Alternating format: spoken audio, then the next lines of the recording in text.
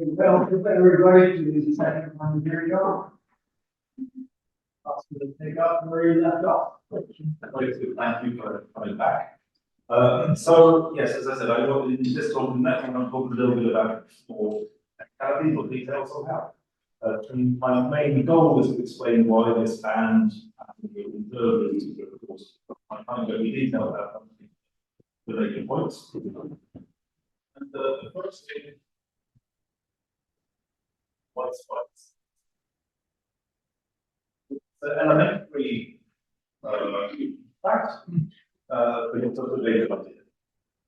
It's more of a principle than a specific result. You can try to make variations of this one. But here's how it goes. I want to say X, so T manifolds boundary. And I'm going to use the following mistake. There are like half the boundary allows to mean, okay, if the boundary is a sphere, it's half the boundary, meaning extension.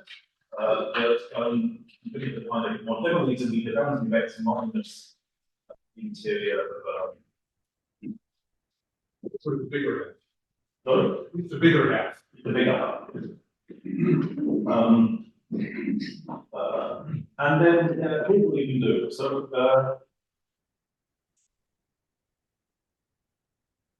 if you want to fixing the whole boundary. And I can think of a diffeomorphism as being a self-indent, which of course it is.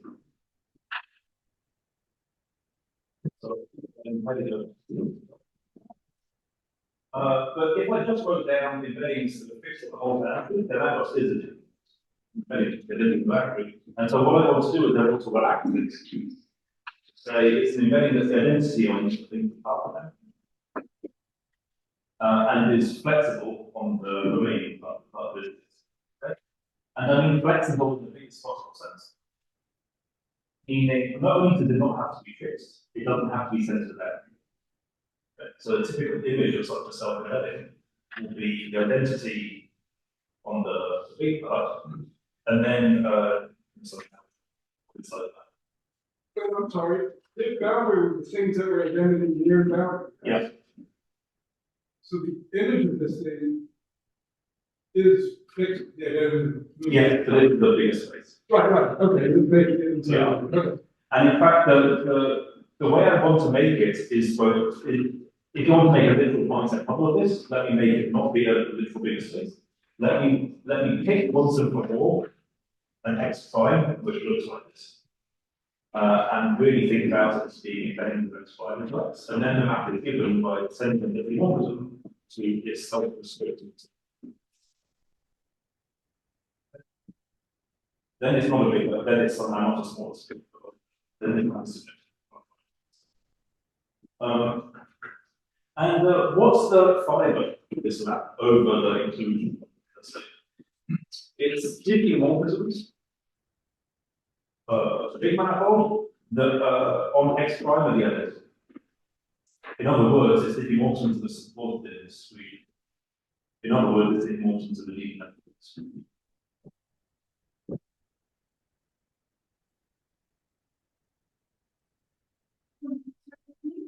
And what is X prime?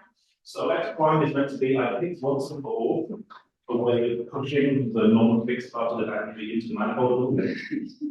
And X prime is the complement of that. I guess X prime is Oh, I see. non-shape. So X prime, I mean, as an aspect manifold, is just X.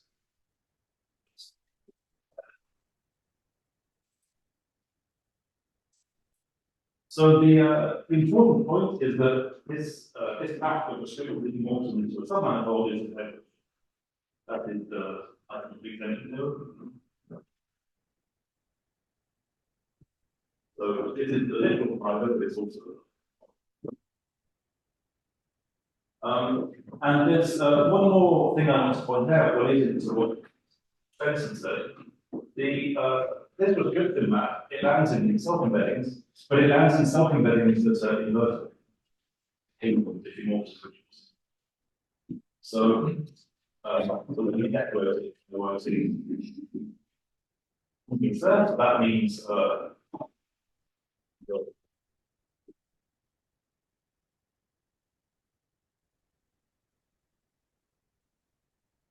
meaning x prime also relates into x also relates into x prime, well, say down size. So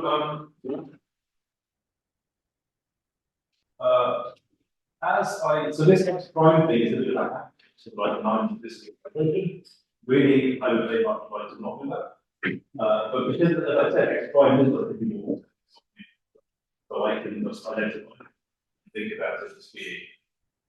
So this is the generalization I think it's not people. It's very useful to look at diffeomorphisms quickly to point, because, for example, then you act on the set of loops based on point, etc. But how can you study diffeomorphisms don't fix a point? But if you look at diff of a manifold, it maps to the manifold, like it's recording where it fits. And the fibers, if you fixing a point. This is the same thing. You can think of the manifold as a space of embeddings of a point in the manifold. And this is like a slightly fancier, more involved thing. That's somehow when you take diffeomorphisms and you act on one point. Yeah. And then the space embedded to the point of manifold to manifold. Except that instead of restricting one point, you restrict the mass. So the strategy for that idea is the following. We want to study diffeomorphisms of this, which shows up in the sequence. But we can use a sequence for any x. In particular, you can make x be very complicated and we'll still study diffeomorphisms if you can understand these two terms. Strategy. And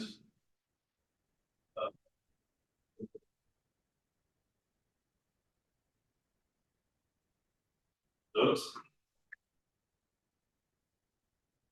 and give you something.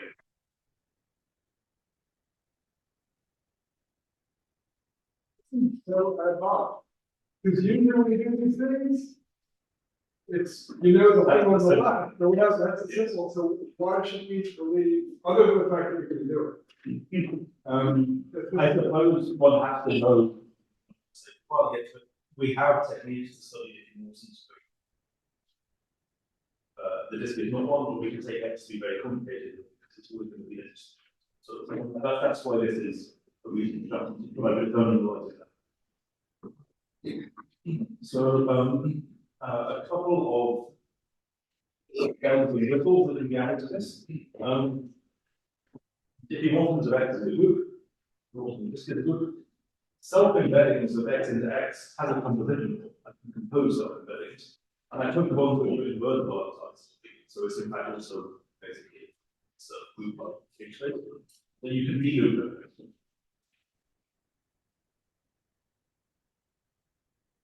That's a five sequence. So that's one bell or whistle. Another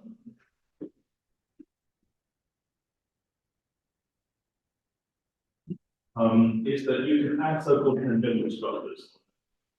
Meaning, if what you're taking is a little bit unnatural because it's forced by the fact that the manifolds have it. If they didn't, you could do diffeomorphisms that preserve notation. You can do diffeomorphisms that preserve framing. So that's the example of that.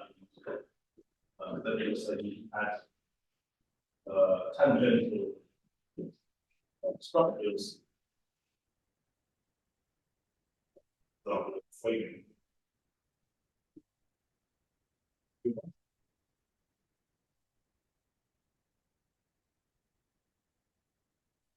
So if you guys could look the concrete, so I would imagine that on my manifold I have n everywhere linear fields. And then when I plot my data, it's not just diffeomorphism, it's diffeomorphism with a path. With an opening of the derivative. With a path from the DSR of the vectors. So I'll give a more on it. So Okay, but that's that what you're thinking. yes, you shouldn't interpret it too literally as diffeomorphisms that literally. Yeah, right. That's That would be so That might be like the identity. Yes, probably. Yeah. So the second thing is that so diffeomorphisms or B diffeomorphisms of a D disk still has a composition. It's in fact it's an algebra over the little D disk software. I have a load of diffeomorphisms as neutral disks and plug them into a big disk and extend by the edges. So left hand side of that would be a D fold loop space. And this right equals D loops.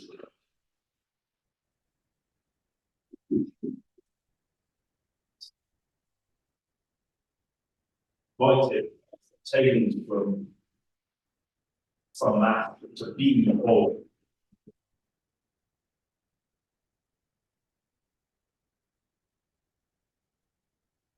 this we sometimes that they were Santa Cruz. Absolutely.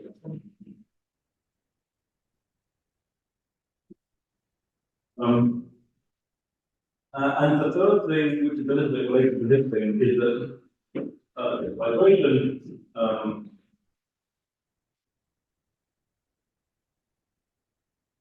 is so-called plus constructed.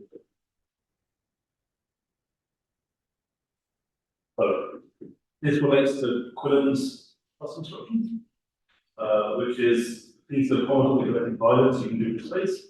So ideally simplifies fundamental, but not really this model.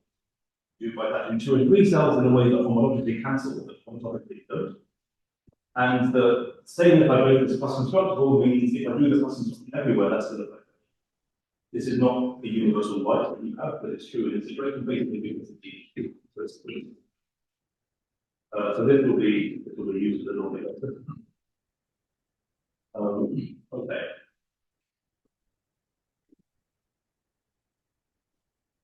Ready for prequels or okay. So let me talk about this framings. There's a conjectural structure.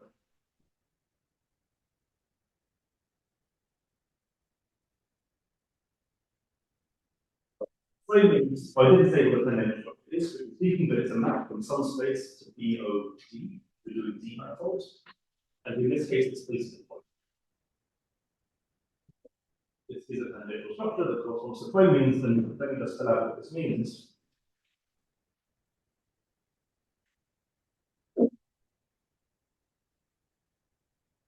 So I want to fix the framing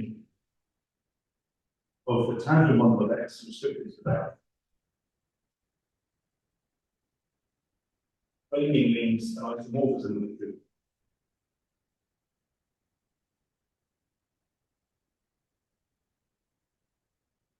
part underlying for me is the trivial one.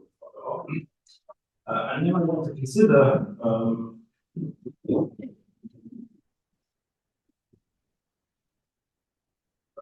we can look at framings, and then we can consider framings that extend that boundary condition.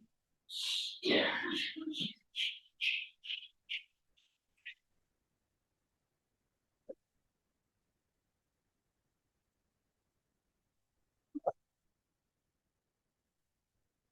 We set the B frame of X on the back of the boundary condition, although I start letting it, it's not going to change. I set it to mean the following way. It's the space of bundle maps and the bundle of X to the D-dimensional bundle, which extend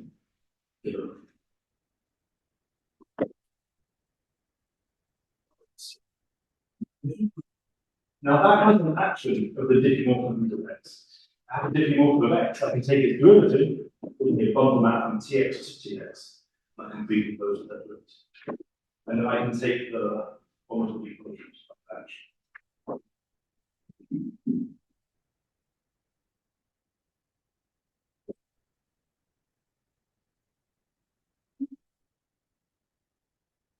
Whatever I write, it's probably happening in the origin.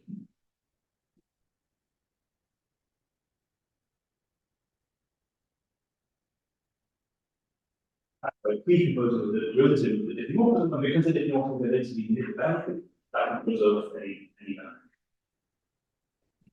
So this is what I mean by how you make how different framed is not really. There's a space in each frame, and if you wanted, you could take its loop space and declare that to be what you mean by different. But somehow that doesn't matter. All you need is the. This will typically not be part. There's another reason why this notation is only intuitive and not strictly. It can't be the loop because it's not connected. You can say that the map from PX large is not as an isomorphism or So bundle map means it's a fiber-wise linear system, just like it's that means. Yes, yes.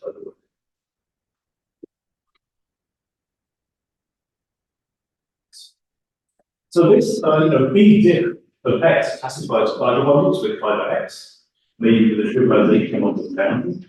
And this also classifies something. It classifies fiber bundles with fiber X and a trivialization of relative energy.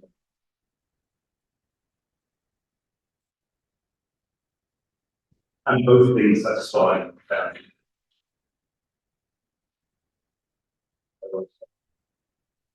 But it has a good need to modulate spaces of the modular spaces and fitting with X with the So let me remind you of this theorem of Morley that I stated on slide yesterday. It says that I wrote it a bit differently. I wrote it as homeomorphisms relative to the disk, but homeomorphisms is contractible, so that quotient is a model of the disk.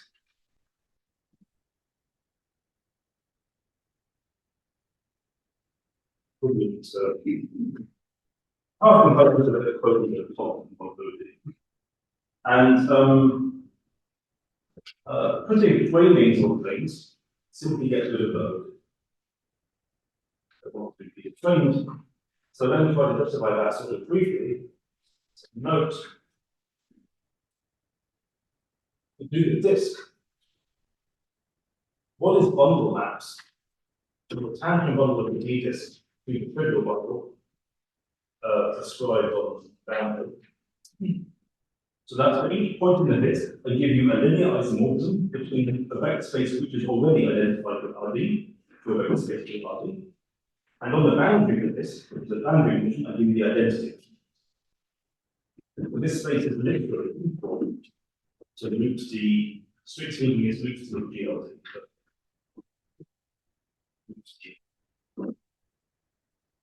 The space of framings of the disk, the D disk is loops D. And if you think about these two facts, and have a bit of faith, you'll believe that the loops D OD is necessary.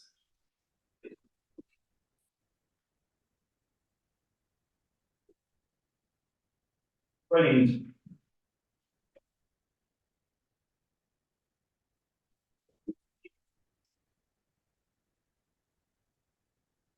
So, from this point of view, framings, it turns out, is going to be important because it's going to make the answer easier.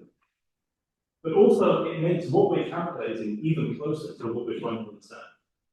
We want to understand top D, and by inputting framings, we've got rid of the part that's not strictly speaking. It has two advantages. Simplify what the answer looks like, but it also closer to what we're doing.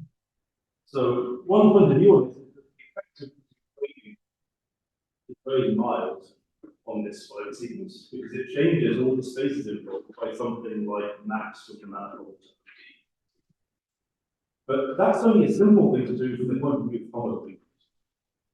Iteration where one of the five has relatively simple homology groups and the other two are their homology groups don't differ so much. But that homology could be enormity. And that this will have an enormous beneficial effect.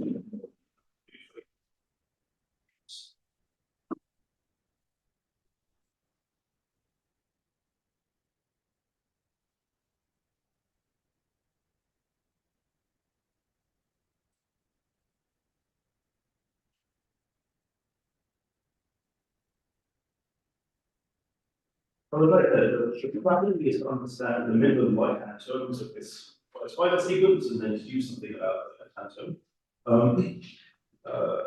The middle term will be the main thing I would focus on, but I first want to tell you about why the right-hand term, the self-embeddings of x, is accessible. I mean, all these things are equally complicated. So I want to explain why the right-hand term is more accessible. And that is because of this tool that happens to embeddings.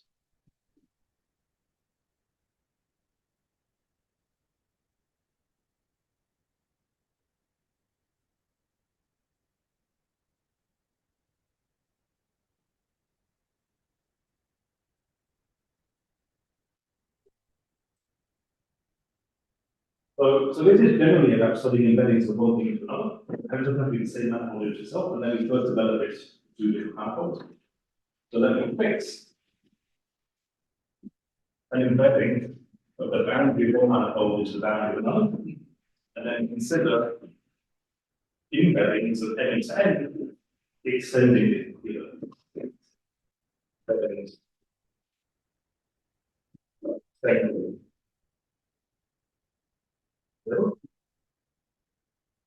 So I'm just going to give you a sort of user's guide to embedding factors. Meaning I'm going to tell you what the important features are, and I'm not going to try to justify why any pieces are true or anything like that. We'll see why they're useful. We won't see why they're true. So the first part of the theory is that there's a sequence of approximations in space domain.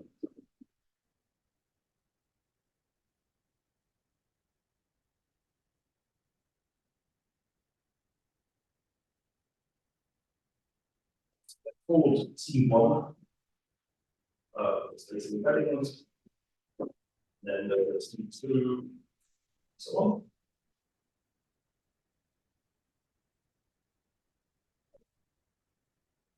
So the through space of embeddings match to all these approximations.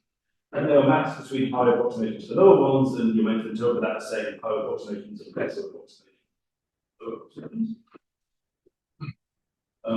It is called a Taylor. There's a sort of joke about calculus in the name, and it's sort of like it's like a Taylor expansion. So that's called the second Taylor approximation. It's not the important and very hard theorem. It's not very difficult for me to produce a sequence of spaces on moving space. The difficult theorem is a good approximation. So if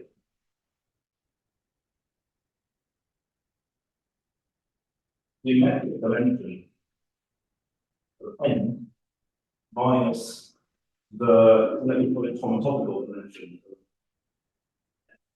meaning the biggest dimension of a cell you need to build it itself, or equivalently the angular dimension. If this number is at least 3,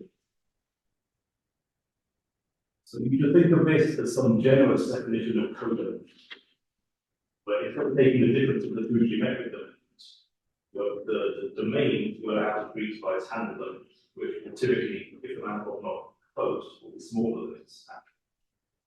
If this codimension is at least 3, then the map to the limit of its power is an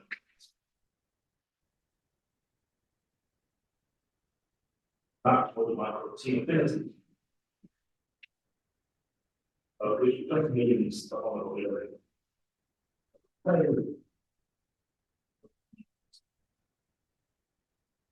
Isn't. This is the slogan convergence of the embedding calculus, and is a very hard bit. It uses good release pieces as one tiny bit of input. That's a typical and then use many other things. But it's true, the codimension condition is necessary. It's not just sort of the methods that proves at least it's not true in general, it's just more code. So what this means is that you can try to study the space. It's very interesting. Succeed. You can, if you look at the codimension, measure it in its generous ways at least.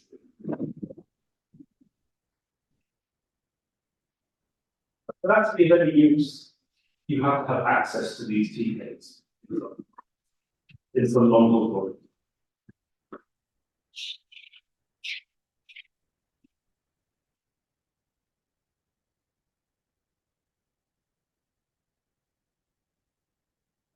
And the way you have access to them is inductively, namely there's a description, there's an explicit description of T1, and then there's a description of the differences between TK and TK.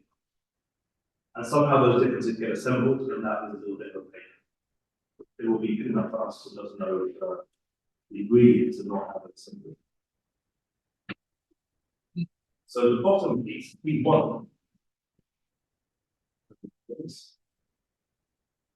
have the following description. It's bundle maps Tm to Tm.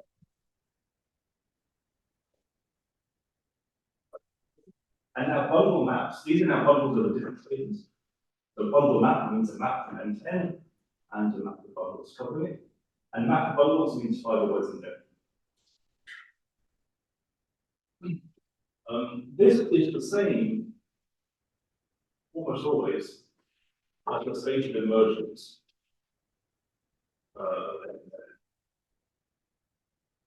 This is always equal, so maybe. This is the emergent version state. So the state emergent zone to end is equivalent to the state of the projections. And the equivalence is given by something to an emergent, which is what's injected. So facts that isn't this. So somehow the bottom approximation is emergence, but it's better to think of it as the more a point that will sort of matter a little bit for us, I suppose, is that adding tangential structures only changes T1. So it doesn't change the differences between T1 and all the higher. This will go running the very my way, but somehow that's because T1 knows all about the bundle data and tangential structures. Okay, now we'll have to do the more strenuous thing, which is what the difference. Yeah. Imply that the higher order sharpness of this have to do with the self intersection. Certainly. I think it's very difficult to make rigorous theory based on that idea. But I mean, yes, in principle, lifting from T1 to T2 is something about resolving lifting from T2 is something about resolving. Once you've resolved in a couple points, there might still be in that locus in a couple points.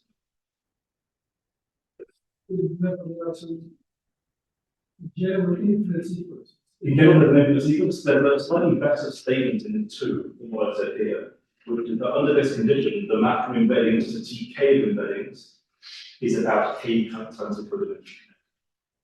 So if you're interested in some specific concept, you can only go up by. I mean, this kind of thing, you know, embeddings are mainly inside from pi 0, just people want stuff. And then under this condition, you don't have to go so for that to start. So embeddings in the metastable range, as people used to call it, is exactly the theory of T2. Okay, so I have to tell you what the fibers are, the differences between TK and TK. So in the layer is a fiber of TK embeddings, TK minus 1 embeddings.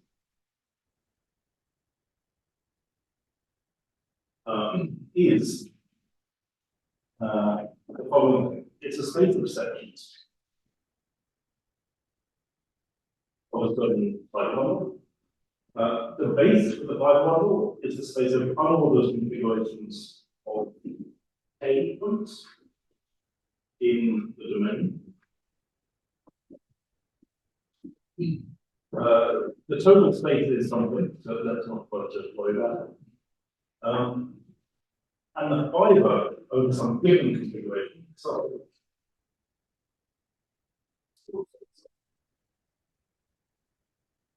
and I'll tell you what that is in a second here, but let me first finish this. So this needs second of this.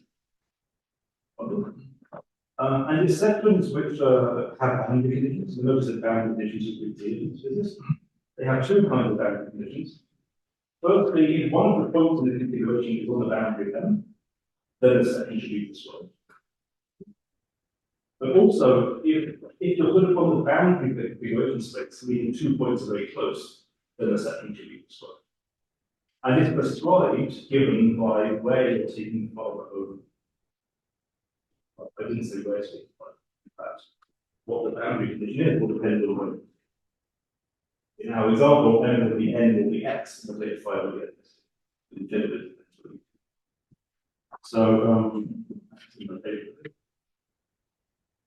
sections fix on the diagonal, as it were, meaning where the locus where the points are equal, with the elements very close, because move the locus equal, and also prescribe over the endpoints. And here, this Z solve is the following thing. It's the total homotopy fibre. Cube spaces. And it's the cube that assigns to a subset of the set side the space of embeddings of S formulas in discrete zero-dimensional manifold into the target, which is N. Okay. So this is a cube spaces. If I have a subset of X, I think it's strictly embedded to that subset. And the total homotopy fibre is the measurement of how much of a homotopy that cube. Make the homotopy full, that can take a fibre of the S equals corner. So the details, I say, this is moderately honest. Somehow we're going to be doing qualitative properties, we can be a little bit electrical about so this is problem. And the point is that this terrific formula, even though it's very large, is sort of common. So this is computable in terms of what kind of data, so how kind Well, so here, so what is it? This is, I said, here's a order. So you need to be good at configuring. You need to be good at configuring sort of target, so you can calculate something like this. And you need to be good at configuring this sort of domain, so you can use something. It's a perfection space, and able to zero approximation, we think it's a mapping space. Roughly speaking, you're going to be the maximum configuration space to some total quantified view. You have to be good at configuring. There's lots of methods. We can suck at it, if we get, infinite information out of this. We have groups of spaces of embedding that get us to that object, or 500 generated groups. Moving on sort Oh, you can also get that, don't stop it. You get In fact, it's literally that sense, it's much easier to use this as a qualitative properties.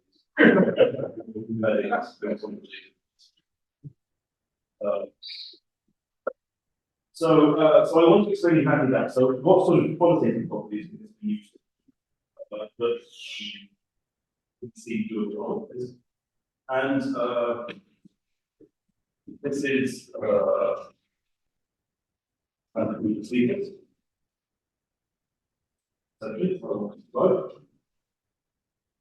Or this everything, it's a subset of. So I want to now fix now and for the rest of these sorts, fix an even dimension. At least 6.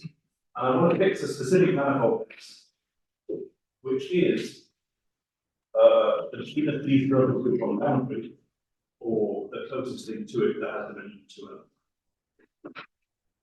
So if it's some with G copies, let's say, and if you draw it, it's the genus G circles.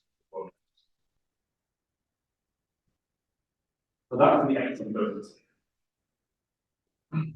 Remember, I had this flexibility that I could choose any x. It's good. I'm going to choose this one. So,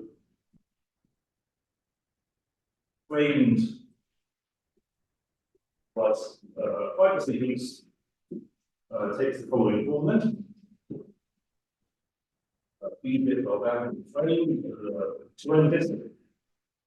Going to B bit of boundary framed this manifold, probably G1. To point out that just like we have flexibility of choosing X, here we have flexibility of choosing G, meaning that we don't have to have a ticket. We can consider this as some G in 3 variables. In other words, we can take it to be and that goes to B self-dependent about half the boundary of this manifold.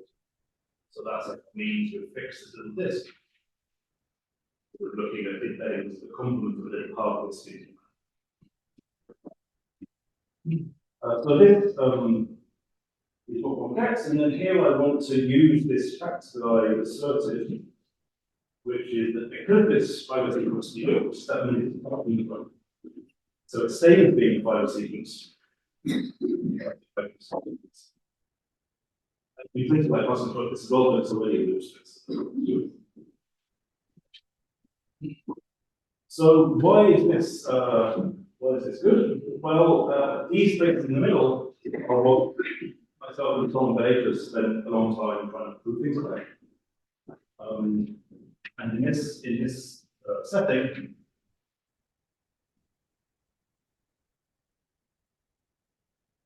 what the consequence of what we did is the following: that there's a map from this space,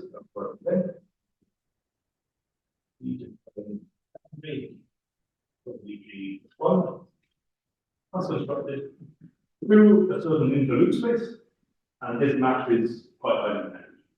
And the intra-loop space turns out to be the intra-loop space of the minus 2x space.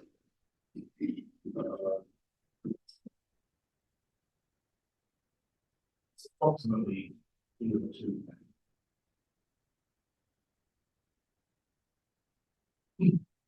if you prefer, you could get that plus and just say it's more logically. Plus construction tends to promote more differences.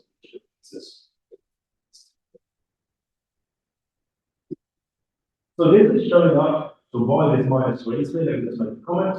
This has to do with that choice of framings. What's really showing up here is the from spectrum of minus the canonical range to end in one way. And the different than structure, I will basically point by this available confidence. And that point of view, framings is the short choice you can make. And the consequence of this is that, of course, we don't, the homology groups of this space, the stable homology groups of spheres, or all except for the first two elements, which we don't know, but we do know that they're fine. So this is fine.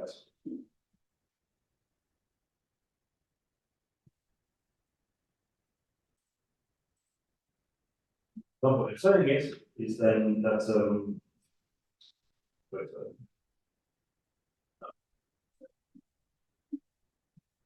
that has actually gone out on the root. The thing we're interested in, we talked to is so here. So if we can prove some finiteness, probably this, then by some sort of we can get the finite property. By finite, I don't mean being finite groups, and like finite generations. Literally just the one exact sequence. It's not that's all. No, I just mean once you get that. Yeah.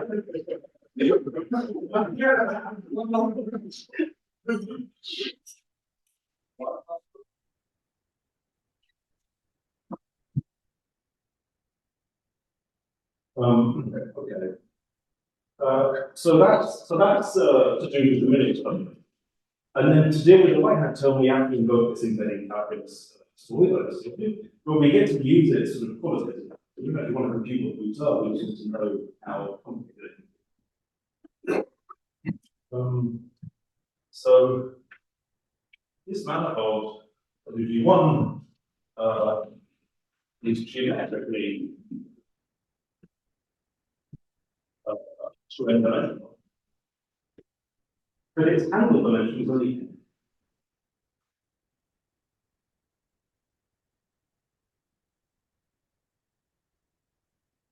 so under this condition that sort is only 6, embeddings in this manifold into itself have codimensionally to it.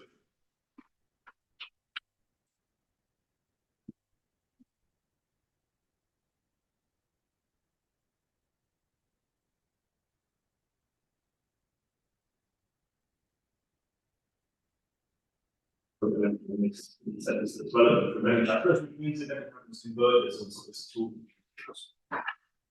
So let's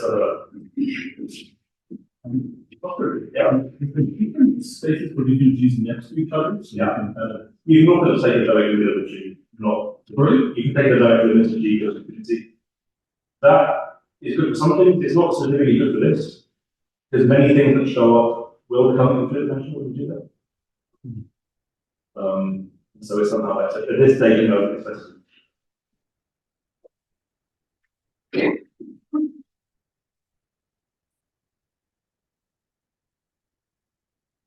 So, okay, so it converges. So we can try to prove things about the limit by proving things about the bottom and about stages. So what is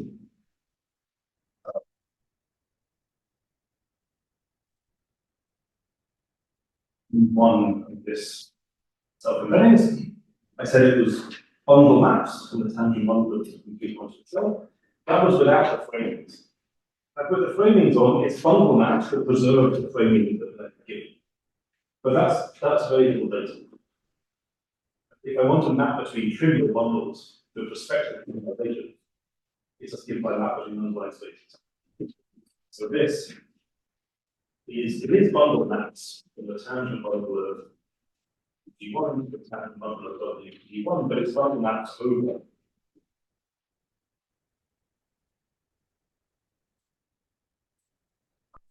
trivial one, and that's what you map.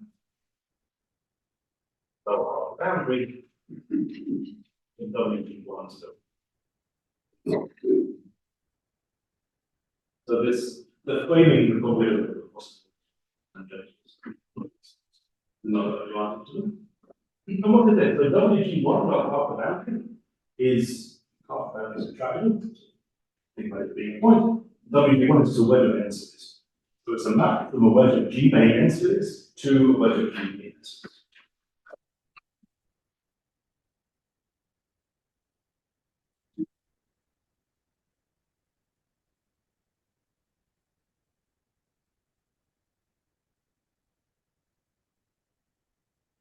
Well, the depending on each space or and this might be quite complicated, but it has quite that meaning.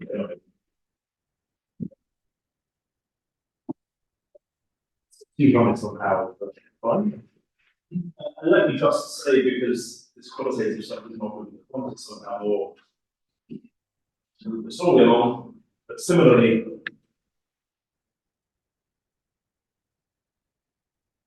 these layers.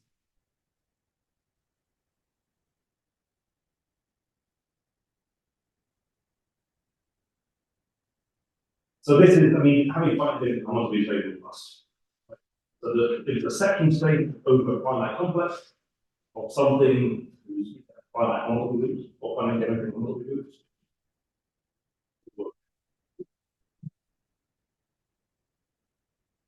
So the conclusion then,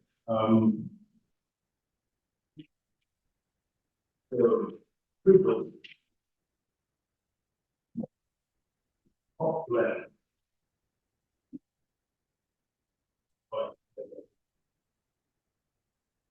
So not even rational possibilities.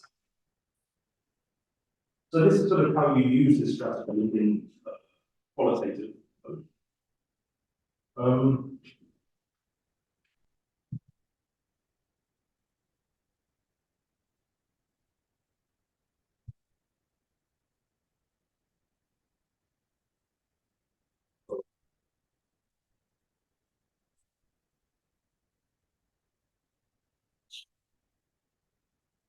made a subtle but important mistake. Not a mistake, a mistake, which is that this is about the homotopy groups of embeddings. It's not about the homotopy groups of embedding clusters.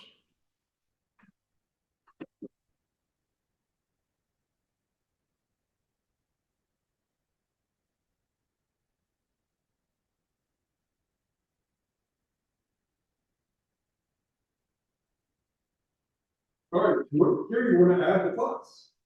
I would like to add it, but that's not what this argument is showing. This argument has been going up the embedding calculus tower, starting at the bottom. And that tower is not custom. I mean, it has more likely, but also not. And this is the fundamental distinction in this story. Because doing the custom document that it does not good on the whole, it does not. So there's sort of two ways to proceed. You can try to understand something about the custom structure. That is very difficult. Alternatively, you can do the following.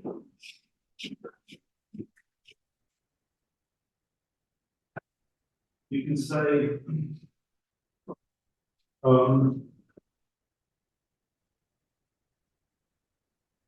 this tells us that the universal cover of the embedding is finite derivative homology. And so finite derivative homology was the set class theory. And pi 1 you can try to study and ask if it has good finiteness properties. And pi 1s are not abelian, I mean, they're complicated. Right? So finiteness, probably finite generation is a pretty weak condition for non-abelian groups. So we want a better finiteness. But if you have both moving, then maybe you can. So you can see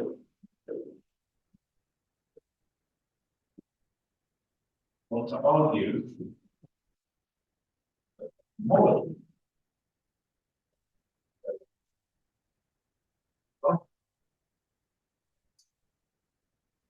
Then doing the plus one doesn't change that, and then you can go back to. And that involves the following considerations. It involves thinking very carefully about the fundamental groups of it.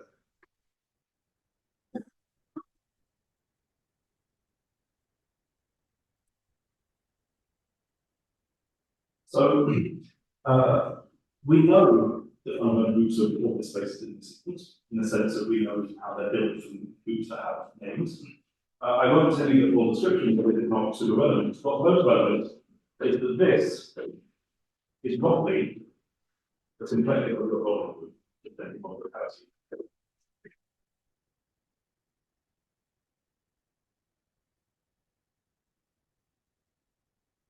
The bottom group means the definite group. So the fact that there should be a map between these is not surprising. They have a self-embedding. We want I can look at what that map was in the middle of homology, and that will respect in the second form, and that gives me map to one of these groups. And what this symbol here means is that that map has finite kernel, and that it means has finite. It's commensurable in some not really economic states. So it's say RE different finite groups.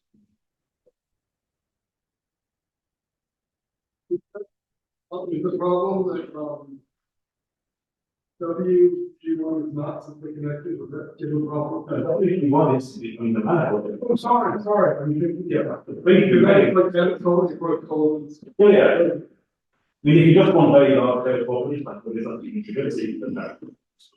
That's great. And what I want to invoke is the fact that these groups have very small finite. At least have these groups inside that community. Because they have half finite spaces that have finite many cells.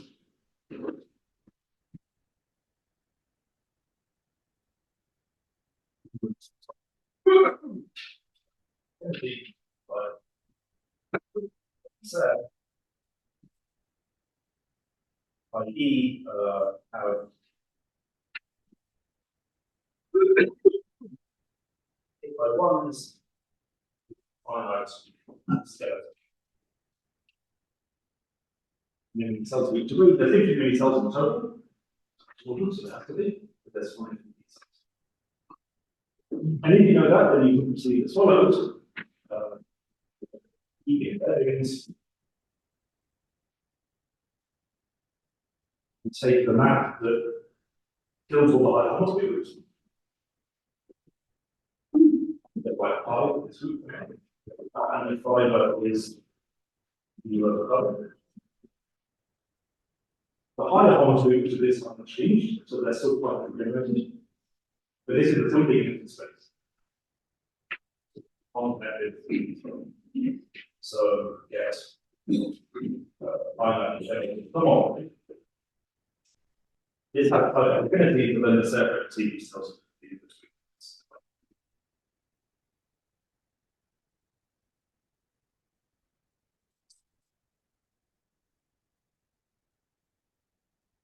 Then that persists afterwards. So then, of course, that was many boards ago, but I had this tough constructed twice-fiber sequence. But this line of reasoning suggests that that's not the best tool to use. We should work with homology, use a non-constructed. Use the fact that the fiber, B diff over D disk, is a loop space. So how you find it in homology or homology is all the same thing.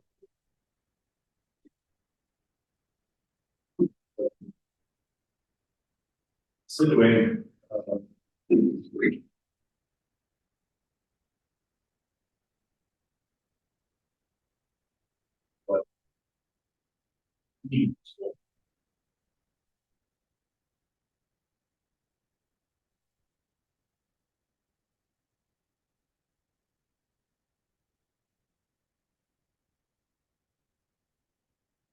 this has this has allocated homology. It was given by the infinity of minus 2n in some way.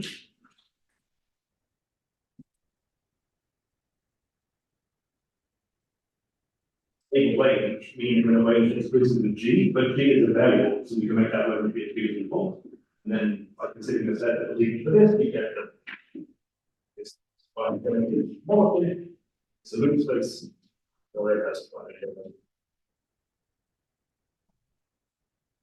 Yeah. Can something in this then would send something like when you look at embeddings that induces that prescribe specific map of homology, kind of Like the identity.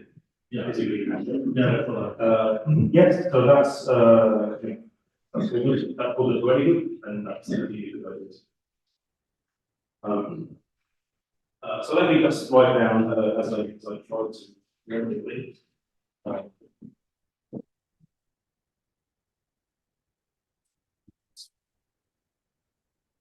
Theorem, say the argument in either dimensions, but there's a similar, more complicated to the other dimensions. Proves that this has finally generated homotopy, but we not for trials. 4 is a real phenomenon, 4, 5 and 7 are semantics. Almost always is.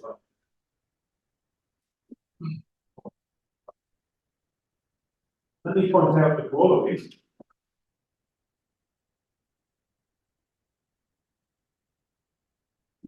Related to this being having finite homology, and this being finite homology in a stable range. I think something we never do. So we use the stable range to deduce that this has finite homology in every degree. But once you know that, you can reconsider this finite sequence and say, well, now this and this have finite homology. So the fiber actually is finite homology outright for any degree, not just this. And not only that, you can now move through the manifold, so you can feel whatever you like. So this is the same. The embeddings are treated the same way, which is this way with last time. When you deduce that on your manifold, what we did, manifold, then you boundary conditions finite homology, but then I think 2 connections.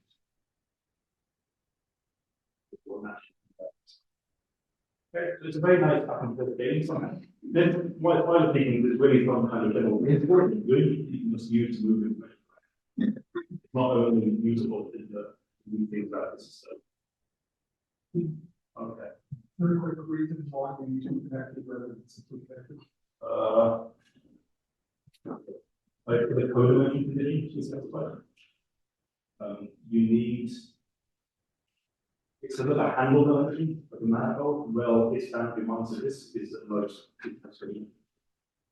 We exactly know that.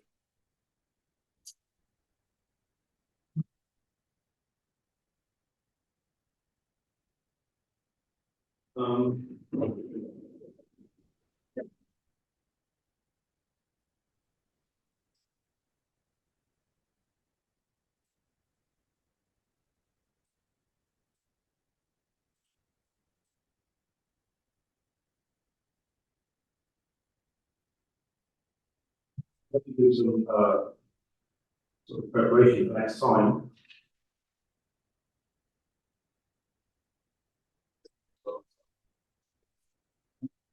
Do you have any dimensions of this? Yeah, yes, the same thing. Okay.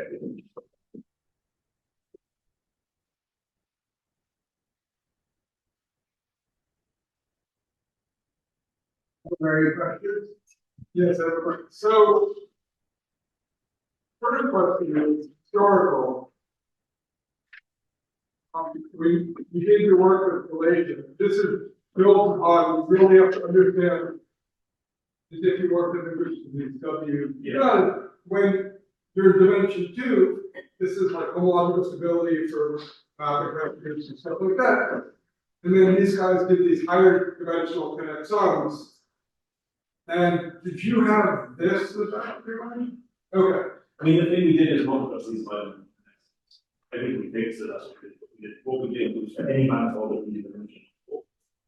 Right, but no, right, but then you're still, As you had. but you're doing like, right, building on any manifold. No, that is right. But you're still, right. You change it by. Change my, So, that's how you know this. for example, in a You know, yeah. paper in your manifold alternative, we used a similar sequence, this one-to-one sequence, but instead of fixing a disk in boundary, we fixed the S1 plus something around it. And we use it to understand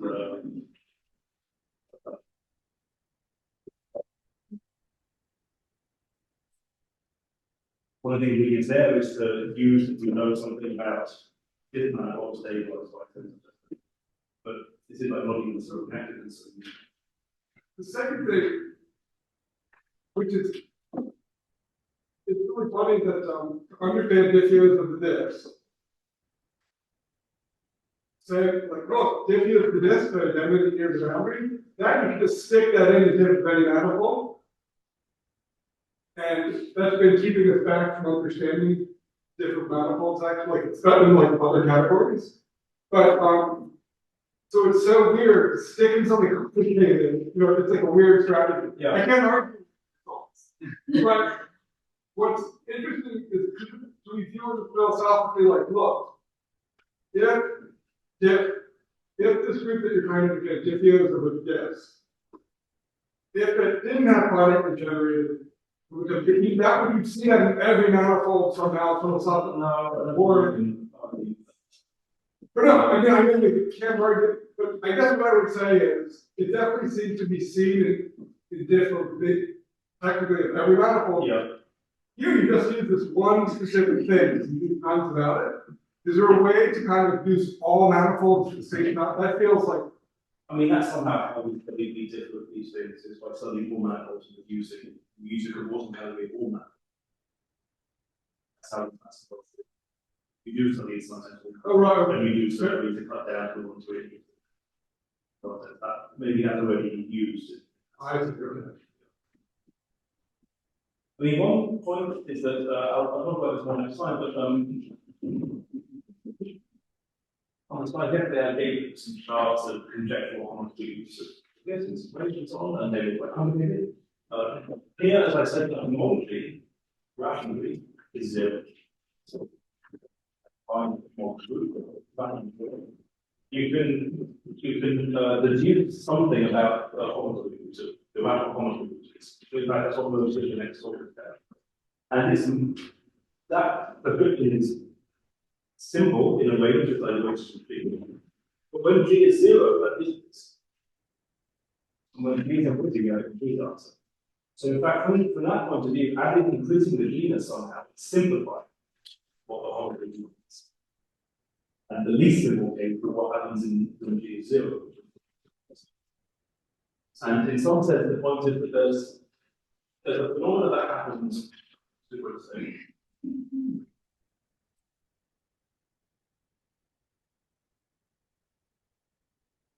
It's sort of the complicated stuff here and what happens here. They're trying to maximally guess it